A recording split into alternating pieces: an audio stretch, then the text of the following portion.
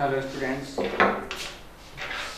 तो जैसे कल अपन ने पढ़ा था कि भ्रूणपोष क्या है और भ्रूणपोष के प्रकार कैसे थे, किस प्रकार से भ्रूणपोष का निर्माण होता है, त्रिसलैंगिक क्रिया कैसे संपन्न होती है। आज अपन देखते हैं कि पादपों में जो भ्रूण का परिवर्तन होता है वो कैसे होता है। तो टॉपिक होगा अपना द्विबीजपत्री पादपों में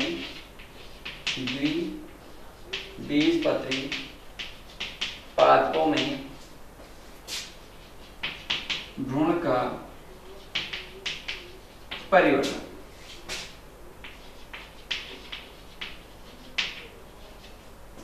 देखिए द्विबीजपत्री पादपों में भ्रूण का परिवर्तन कैसे होता है। सिंपल सा एक डायग्राम है, समझने की कोशिश करना कि नर और मादा युग्मकों के जब संलयन हुआ था तो संलयन कैसे हुआ था, युग्मनज कैसे बना था। आपने पढ़ा था कि प्राग नलिका से जब दो नर युग्मक मुक्त हुए थे तो उन दो नर युग्मकों में से एक नर युग्मक अंड कोशिका से संलयित होकर किसका निर्माण किया था, युग्मनज का निर्माण किया था। तो जैसे अंड कोशिका से संलयित होकर नर युग्मक ने किसका निर्माण कर दिया, युग्मनज का निर्माण कर दिया। तो यह है युग्मनज। तो लैंगिक जनन करने वाले जीवों की जो प्रथम कोशिका होती है वो क्या होता है, युग्मनज होता है। तो लैंगिक जनन करने वाले जीवों की जो प्रथम कोशिका युग्मनज है, युग्मनज का जब निर्माण हो गया, अब द्विबीजपत्री पादप में क्या हो रहा है कि जब युग्मनज का निर्माण होने के पश्चात इस कोशिका में कौन सा विभाजन होता है, समसूत्री विभाजन होता है। और समसूत्री विभाजन की क्रिया के द्वारा दो कोशिकाओं का निर्माण होता है। समसूत्री विभाजन हुआ और दो कोशिकाएं बन गई। एक तो होती है आधारी कोशिका और एक हो गया आपकी शीर्षस्थ कोशिका।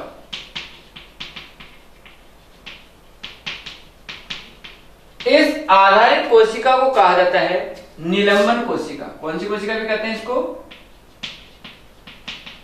निलंबन कोशिका। और इसको कहा जाता है शीर्षस्थ को भ्रूणी कोशिका।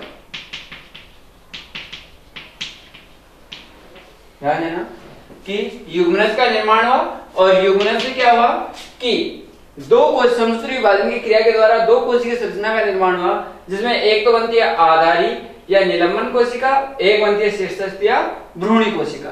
अब क्या होता है, इस निलंबन कोशिका के अंदर समसूत्री विभाजन की क्रिया के द्वारा 7 से लेकर 10 तंतु रूपी कोशिकीय संरचना का निर्माण होता है, जिसको अपन कहते हैं निलंबक। क्या कहते हैं इसको, निलंबक कहा जाएगा। इस निलंबक की शीर्ष कोशिका फूलकर क्या हो जाती है, मोटी हो जाती है, जिसको कहा जाता है चूस्कांक। क्या कहा जाएगा इसको, चूस्कांक कहा जाएगा। कि निलंबक की शीर्ष कोशिका फूलकर क्या होगी, मोटी हो गई, जिसको अपने क्या कहा, चूस्कांक कहा। जबकि शीर्षस्थ कोशिका कोशिका विभाजन की क्रिया के द्वारा 8 कोशिकीय संरचना का निर्माण करती है, यानी 8 कोशिकाएं बनाती है। इसको अपन कहते हैं अष्टांशक कोशिका।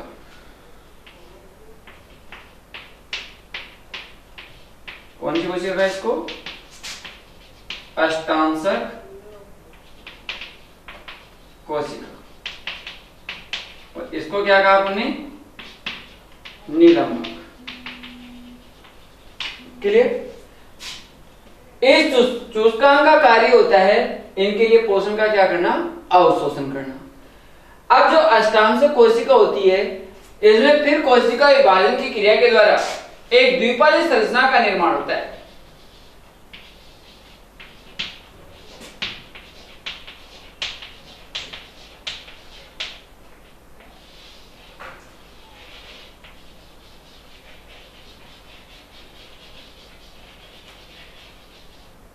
और फिर ये स्पष्ट रूप से दो अलग अलग पालियों में क्या हो जाता है, विभाजित हो जाता है, जिससे भ्रूण कैसा हो जाता है, हृदयाकार हो जाता है, यानी हृदय के आकार का हो जाता है।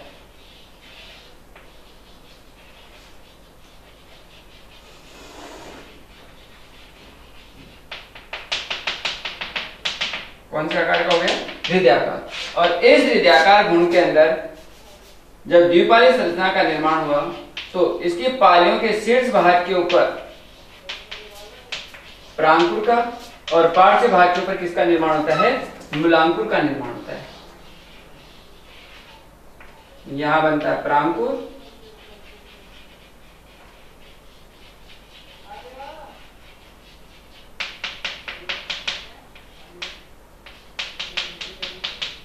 यह है प्रांकुर और यह है मूलांकुर। क्लियर? तो क्या हुआ, दोबारा ध्यान देना, क्या पढ़ रहे हैं अपन? द्विबीजपत्री पाद में भ्रूण का परिवर्तन। तो देखो द्विबीजपत्री पाद में भ्रूण का परिवर्तन कैसे होता है कि जब नर और मादा युग्मकों का क्या हुआ? संलयन हुआ। जब नर और मादा युग्मकों का संलयन हुआ तो संलयन से किसका निर्माण हुआ? एक द्विगुणित युग्मनज का निर्माण हुआ। तो द्विगुणित कोशिका, इसको अपन क्या करें? युग्मनज। इस युग्मनज के निर्माण होने के पश्चात इस युग्मनज में क्या होता है कि समसूत्री विभाजन की क्रिया के द्वारा दो कोशिकीय संरचना का क्या हो जाता है? निर्माण होता है। इस दो कोशिकीय संरचना का निर्माण होने के पश्चात इसमें एक तो होती है आधारी कोशिका और एक होती है शीर्षस्थ या भ्रूणी कोशिका। आधारी कोशिका को निलंबन कोशिका कहते हैं और शीर्षस्थ कोशिका को कौन सी कोशिका कहते हैं? भ्रूणी कोशिका कहते हैं। इन कोशिकाओं में क्या होता है, फिर इसमें आधारी कोशिका में समसूत्री विभाजन की क्रिया के द्वारा 7 से 10 तंतु रूपी कोशिकीय संरचनाओं का निर्माण होता है, जिसको कहते हैं निलंबक। क्या कहते हैं इसको? निलंबक कहा जाता है। इस निलंबक की शीर्ष कोशिका फूलकर क्या हो जाती है? मोटी हो जाती है। तो जब निलंबक की शीर्ष कोशिका फूलकर मोटी हो जाती है, इसको क्या कहते हैं? अपन चूस्कांक कहते हैं। क्या कहेंगे इसको? चूस्कांक कहेंगे। इस सूचकांक का कार्य होता है कि इनके लिए पोषण का क्या करना? अवशोषण करना। ठीक है। इसके बाद में जो दूसरी कोशिका थी शीर्षस्थ या भ्रूणी कोशिका, तो ये क्या करती है? ये भी समसूत्री विभाजन की क्रिया के द्वारा 8 कोशिकीय संरचना का निर्माण करती है। कितने कोशिकीय संरचना का निर्माण करेगी? 8 कोशिकीय संरचना का निर्माण करेगी, जिसको अपन कहते हैं अष्टांशक कोशिका। कौन सी कोशिका कहेंगे इसको? अष्टांशक कोशिका। अब ये अष्टांशक कोशिका क्या करती है? फिर कोशिका विभाजन की क्रिया को संपन्न करती है और कोशिका विभाजन की क्रिया को संपन्न करते हुए कैसा करती है? अनेक कोशिकीय संरचनाओं का निर्माण करती है, जिसके कारण से भ्रूण का आकार धीरे धीरे कैसे हो जाता है? द्विपाली संरचना में परिवर्तित हो जाता है और भ्रूण एक हृदयाकार संरचना में क्या हो गया? परिवर्तित हो। अब जब भ्रूण हृदयाकार संरचना में परिवर्तित हो गया तो इसमें परिवर्तन के पश्चात इसके दोनों पालियों के शीर्ष भाग के ऊपर तो निर्माण होता है प्रांकुर का और पार्श्व भाग के अंदर निर्माण होता है किसका? मूलांकुर का। प्रांकुर से किसका निर्माण होता है? प्रोतंत्र का। और मूलांकुर से किसका निर्माण होता है? मूल तंत्र का। तो इस तरह से द्विबीजपत्री पादपों में एक भ्रूण का क्या हो जाता है? परिवर्तन हो जाता है और भ्रूण के परिवर्तन होने के पश्चात बीज का क्या हो जाता है? निर्माण हो जाता है। तो अगला टॉपिक होगा अपना कि बीज का परिवर्तन, कि किस प्रकार से बीजांड से किसका निर्माण होता है? बीज का निर्माण। तो ये आपने पढ़ लिया कि द्विबीजपत्री पाद में भ्रूण का परिवर्तन कैसे हुआ। ठीक है। तो जब अलग अलग दो पालियां बन गई तो दो बीजपत्र बने के कारण इसको कौन सा बीज कहेंगे? द्विबीजपत्री। अगर बीजपत्र की संख्या 1 होती तो अपन इसको कौन सा बीज कहते? एक बीजपत्री बीज कहते।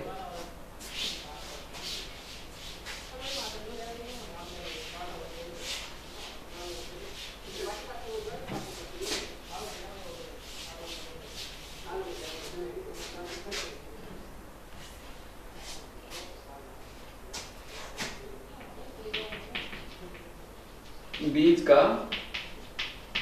परिवर्तन। देखिए, बीज जब भ्रूण का परिवर्तन होता है तो जब बीज का निर्माण होता है तो बीजांड से बीज के निर्माण में कुछ परिवर्तन होते हैं।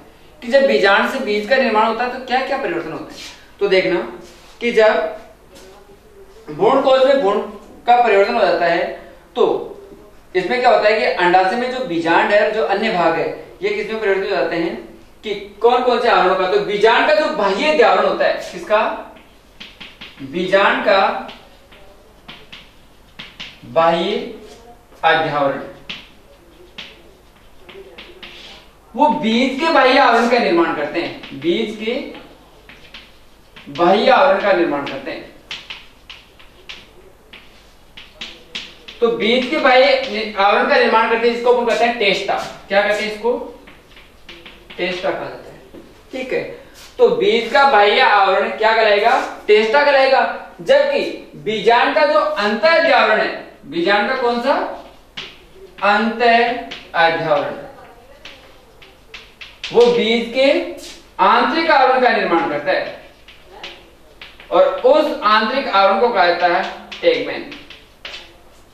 तो ध्यान देना, टेस्टा और टेगमेन क्या है कि जब बीज का परिवर्तन होता है तो बीज के परिवर्तन के अंदर जब भ्रूण का परिवर्तन होता है तो इस प्रकार अंडाशय के अंदर जब बीजांड में कौन कौन से परिवर्तन होते हैं कि जब बीजांड का बाह्य अध्यावरण होता है वो बीज के बाह्य आवरण का निर्माण करता है और उस बाह्य आवरण को क्या कहता है? टेस्टा कहा जाता है।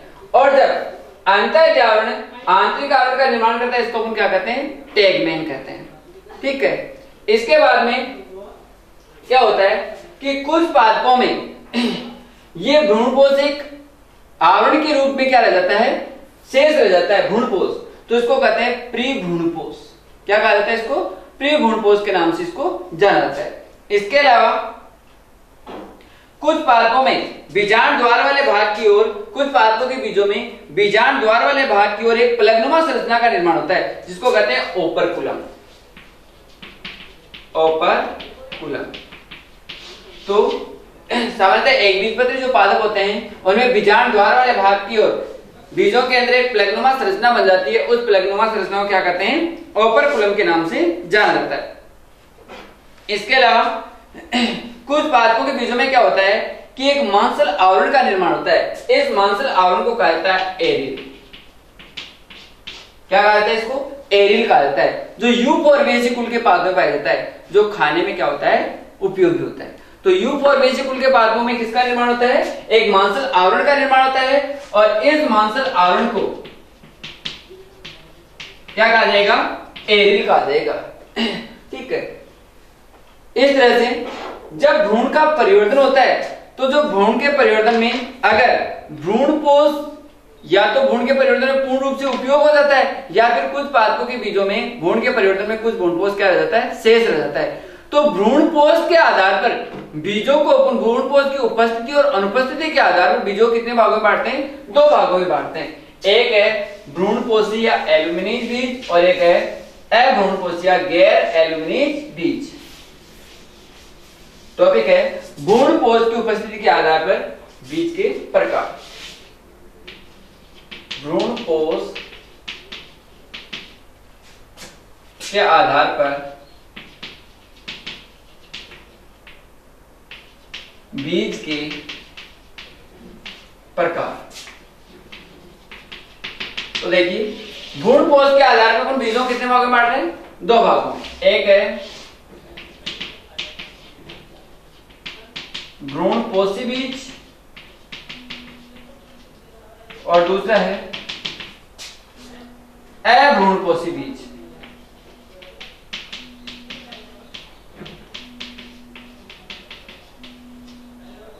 तो भ्रूणपोषी और अभ्रूणपोषी वही नाम से परिभाषा है कि ऐसा बीज जिसमें भ्रूण के परिवर्तन में अगर भ्रूणपोष शेष रह जाता है तो भ्रूणपोष अगर बच जाता है तो उसको कौन सा बीज कहेंगे अपन?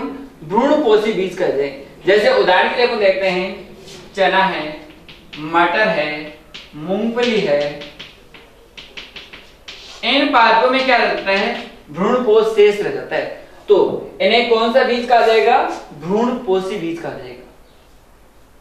तो सिंपल सी परिभाषा थी कि ऐसे पादप जिनमें बीज के परिवर्तन के समय भ्रूणपोष, अगर भ्रूण के परिवर्तन के समय अगर भ्रूणपोष शेष रह जाता है तो उसको कौन सा बीज कहा जाएगा?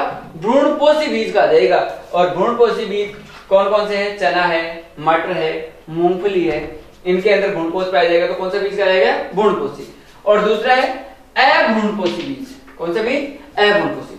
तो वही नाम से परिभाषा कि ऐसा बीज जिसमें भ्रूण के परिवर्तन के समय भ्रूणपोष क्या हो जाता है? उपयोग हो जाता है, यानी भ्रूणपोष का यूज हो जाता है। भ्रूणपोष पूरा का पूरा काम में आ जाता है तो कौन सा बीज कहलाएगा? भ्रूणपोषी अभ्रूणपोषी बीज कहलाया जाएगा। जैसे उदाहरण के लिए अपन देखते हैं मक्का है, बाजरा है, मक्का, बाजरा आदि। तो भ्रूणपोषी और अभ्रूणपोषी कि वे बीज जिनमें भ्रूणपोष पाया जाता है भ्रूणपोषी, और जिनमें भ्रूणपोष का अभाव होता है वो कौन सा बीज कहलाएगा? अभ्रूणपोषी बीज कहलाएगा। क्लियर? नेक्स्ट है बीज पत्र के आधार पर बीज के प्रकार। तो बीज पत्र के आधार पर अगर अपन बीज के प्रकार देखते हैं,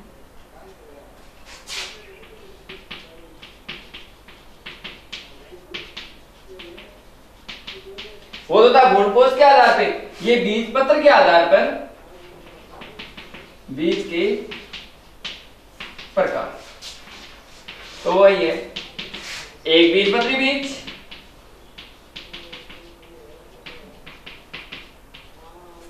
एक बीजपत्री बीज और दूसरा है द्विबीजपत्री बीज। वही नाम से परिभाषा कि वे पादप जिनके बीजों में बीज पत्रों की संख्या एक होती है वो कौन सा बीज कहलाता है? एक बीजपत्री बीज कहलाता है। जैसे संपूर्ण घास फूल के जो पादप है इनमें बीज पत्रों की संख्या कितनी होती है? एक होती है, तो कौन सा बीज कहलाएगा? एक बीजपत्री बीज कहलाएगा। द्विबीजपत्री कि वे पादप जिनके बीजों में बीज पत्रों की संख्या कितनी होती है? दो होती है, कौन सा बीज कहलाएगा? द्विबीजपत्री बीज। जैसे दलहनी जो पादप है, चना वगैरह, उनके अंदर बीज पत्रों की संख्या कितनी होती है? दो होती है, तो कौन सा बीज कहलाएगा? फिर है बीजांड से बीज बनने के समय कौन कौन से मुख्य परिवर्तन होते हैं? कि कौन सा भाग से क्या बनता है?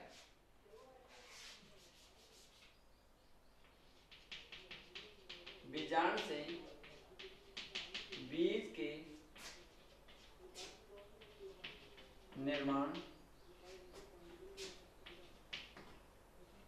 बीजांड से बीज के निर्माण में होने वाले मुख्य परिवर्तन।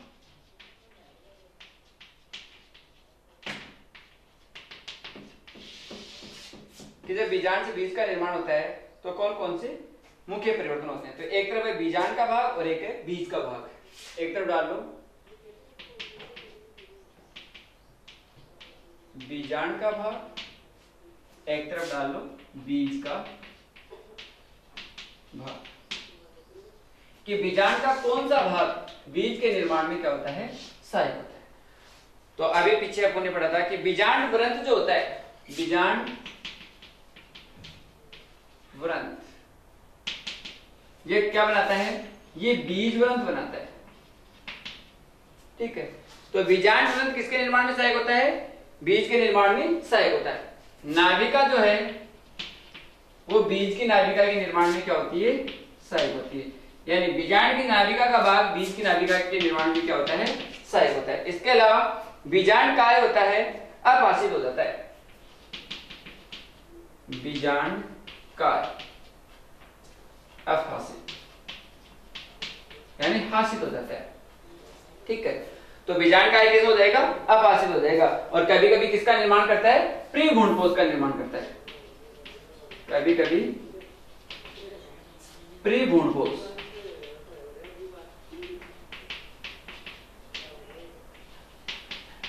तो क्या करेगा? निर्माण करेगा। ठीक है, इसके अलावा अध्यावरण, ये बीज का आवरण बनाते हैं, बीजावरण बनाते हैं। इसमें बाह्य अध्यावरण, बाह्य बीजावरण का निर्माण, अंत अध्यावरण, अंत बीजावरण का निर्माण। यानी अपन ने पढ़ा था टेस्टा और टेगमेन के निर्माण में क्या होता है? ये सहायक होता है। भ्रूणपोष क्या होता है? ये सामान्यतः कैसे हो जाता है? अपाशित हो जाता है। और कुछ में क्या होता है? उपस्थित, अपाशित, कुछ में उपस्थित। जैसे अपन ने पीछे पढ़ा था ना कि एल्युमिनीज और गैर एल्युमिनीज यानी भ्रूणपोषी और अभ्रूणपोषी। तो कुछ पादपों में भ्रूणपोष उपस्थित होता है, कुछ में क्या हो जाता है? पूरा का पूरा यूज हो जाता है। तो यूज हो जाएगा तो कैसे हो जाएगा? अपाशित हो जाएगा।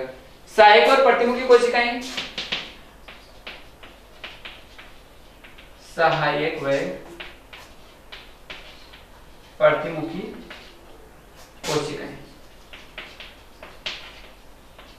ये भी क्या हो जाती है? अहासित हो जाती है, यानी ये भी हासित हो जाएगी। इसके अलावा अंड कोशिका क्या बनाती है? भ्रूण, और द्विध्रुव केंद्र कोशिका भ्रूणपोष। अंड कोशिका बनाती है भ्रूण और द्विध्रुवीय केंद्र कोशिका क्या बनाएगी? भ्रूण कोश बनाएगी। तो इस तरह से क्या होता है, देखो कि जब बीजांड से बीज का निर्माण होता है तो कौन कौन से परिवर्तन होते हैं।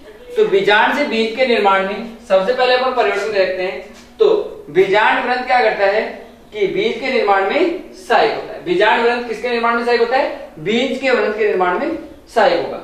फिर है बीजांड ग्रंथ का जो नाभिका वाला जो भाग है वो बीज का भी कौन सा भाग बनाता है? नाभिका वाले भाग के निर्माण में सहायक होता है। फिर है बीजांड काय क्या होता है कि अधिकांश बीजों के निर्माण में तो क्या हो जाता है? बीजांड काय हासिल हो जाता है, लेकिन कुछ पादपों के अंदर क्या करता है कि बीजांड काय किसका निर्माण करता है? प्री भ्रूणपोष का निर्माण करता है। किसका निर्माण करता है? प्री भ्रूणपोष का निर्माण करता है। इसके अलावा अध्यावरण, अध्यावरण किसके निर्माण में सहायक होते हैं? बीज के आवरण के निर्माण में सहायक होते हैं। जैसे पीछे पढ़ा था कि बाह्य अध्यावरण टेस्टा और आंतरिक अध्यावरण किसके निर्माण में? टैगमैन के निर्माण में क्या होगा? सहायक होगा। नेक्स्ट है कि भ्रूणपोष, भ्रूणपोष क्या करता है कि अपाशित हो जाता है, कुछ पादपों के अंदर क्या होता है? ये उपस्थित होता है। फिर सहायक और प्रतिमुखी कोशिकाएं, तो सहायक और प्रतिमुखी कोशिकाएं भी क्या हो जाती है? हासिल हो जाती है, यानी इनका भी क्या हो जाएगा? हास हो जाएगा। फिर है अंड कोशिका, अंड कोशिका का कार्य होता है किसका निर्माण करना? भ्रूण का निर्माण करना। तो अंड कोशिका भ्रूण का निर्माण करेगी और द्विध्रुवीय केंद्र कोशिका किसका निर्माण करेगी? भ्रूण पोष का निर्माण करेगी। तो इस तरह से बीजांड से बीज के निर्माण में ये विभिन्न प्रकार के क्या होते हैं? परिवर्तन होते हैं। क्लियर? तो अगर आपको पूछा जाए कि बीजांड से बीज के निर्माण में कौन कौन से परिवर्तन होते हैं, तो ये परिवर्तन होते हैं।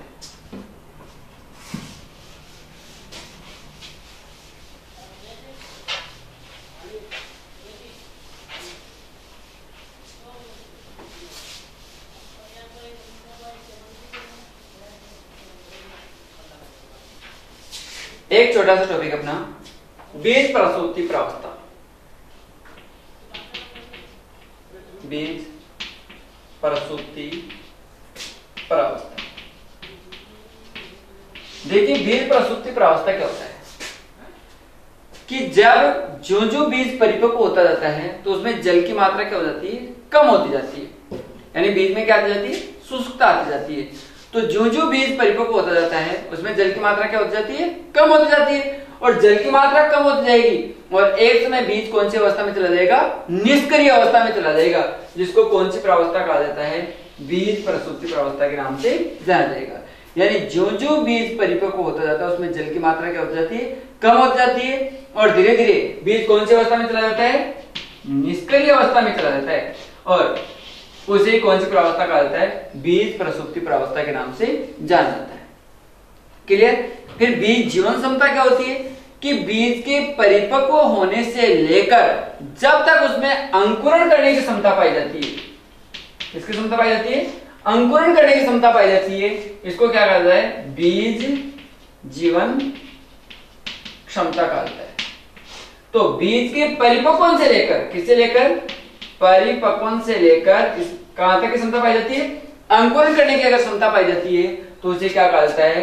बीज जीवन क्षमता के नाम से जाना जाता है। जैसे आपने एग्जाम्पल पढ़े होंगे कि फाइनेक्स जो डिक्टाइल हेरा है वो मार्थ हेराल महल की खुदाई के दौरान प्राप्त किया गया था।